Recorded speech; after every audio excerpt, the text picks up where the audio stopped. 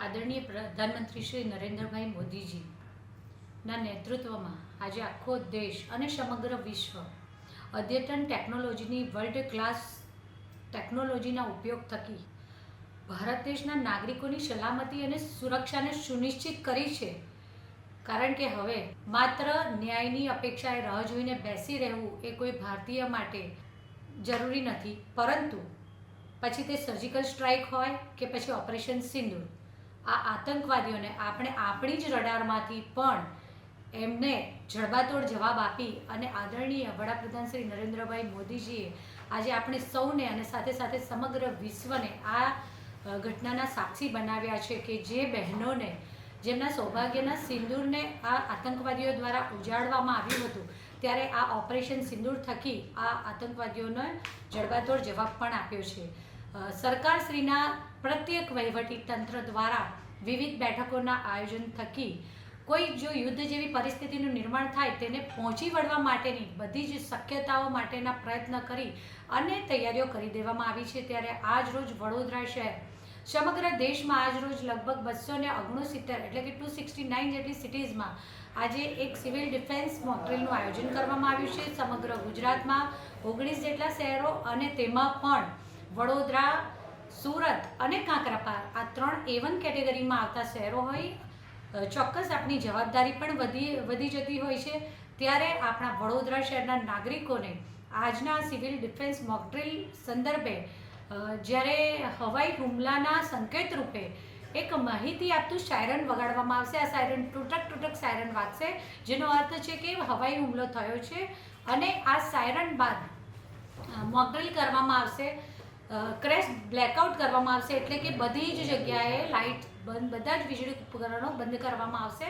આપણે સૌ નાગરિકોએ પણ પોતપોતાના ઘરના બધા જ વીજળી ઉપકરણો બંધ કરવાના છે અને કાચના બારીબારણા હોય તેવા સંજોગોમાં પડદાથી ઢાંકી દેવાની અથવા કાગળ દ્વારા આ કાચના બારીબારણાને કવર કરવા, જેથી ઘરમાં કેન્ડલ અથવા દીવાના પ્રકાશ દ્વારા જો જરૂરિયાત પૂરતી રોશનીનું જરૂર પડે તેમ હોય નાના બાળકો અથવા વડીલોના કેસમાં, તો આપણા ઘરમાંથી રોશની જરા પણ બહાર ન જવી જોઈએ તેની તકેદારી રાખવાની છે. સાથે સાથે જો આપણે માર્ગ પરિવહનમાંથી પસાર થઈ રહ્યા છે, કોઈ માર્ગ ઉપરથી પસાર થઈ રહ્યા છે, તો જેવું આ સાયરન વાગે છે એટલે આપણે આપણું વ્હીકલ બંધ કરી, એની હેડલાઇટ બંધ કરી અને નજીકની ઇમારતોમાં ખુલ્લામાં ઊભા નહીં રહેતા નજીકની સલામત ઇમારતમાં આપણે આશરો લેવાનો છે.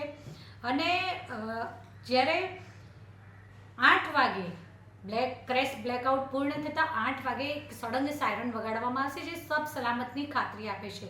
મારા વડોદરા શહેરના નાગરિકોને કહીશ કે આનાથી આપણે કોઈ જ પ્રકારે પેનિક થવાની કે ડરવાની, ગભરાવાની કોઈ જરૂર નથી.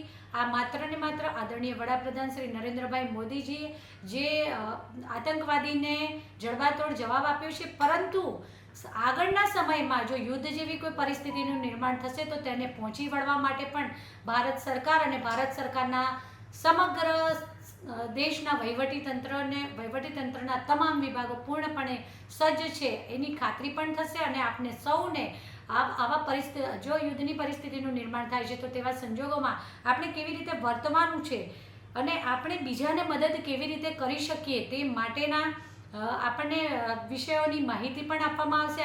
મોક ડ્રીલ દરમિયાન શું કરવું છે, કેવી રીતે બચવાનું છે, બીજાને કેવી રીતે બચાવવાના છે, આ બધી જ માહિતી દ્વારા આપણને સૌને પ્રશિક્ષિત કરવામાં આવશે. તો સાથે સાથે આવા સમયે આ ક્રેશ બ્લેકઆઉટના સમયે અકસ્માત થવાના સંજોગો કે પછી નેચરલ બર્થ થવાનો સમય હોય, કોઈ વડીલને અચાનક તબિયત બગડવાથી કે પછી નેચરલ ડેથ થવાનો પણ સંજોગોને નકારી શકાય નહીં. તો આવા સમયમાં આપણે એક નાગરિક તરીકે આપણા બીજા નાગરિક ભાઈઓ બહેનોની મદદમાં આવીએ. તો સાથે સાથે રેલવે સ્ટેશન હોય, બસ સ્ટેશન હોય કે પછી હોસ્પિટલ્સ હોય, આ બધાને આ ક્રેશ બ્લેકઆઉટમાંથી બાકાત રાખવામાં આવ્યા છે, જેથી કરી અને પાયાની જીવન જરૂરિયાતની આ સુવિધાઓ છે તે એની રીતે ચાલુ રહે. તો સાથે સાથે હોસ્પિટલમાં ક્યાંક કોઈ ઓપરેશન થતું હોય, કોઈક ઓક્સિજન પર હોય, એટલે એવી બધી જ જગ્યાઓને બાકાત રાખવામાં આવી છે. ત્યારે આપણે જ્યાં છે ત્યાંથી સરકારશ્રીના આ સિવિલ ડિફેન્સ મોક ડ્રિલના આયોજનમાં આપણે આપણું યોગદાન આપીએ અને આપણને આમાં જે પ્રશિક્ષણ મળે છે તો કોઈ એવા સંજોગો ઊભા થાય ત્યારે આપણે આપણા નાગરિકોને, આપણા આસપડોશને, આપણા સ્વજનોને મદદરૂપ થઈ શકે તે માટે આપણને આમાંથી પ્રશિક્ષણ મળે તેનો લાભ લઈએ અને સૌ સાથે મળી અને આ મોક ડ્રિલમાં સૌ ભાગ લઈએ.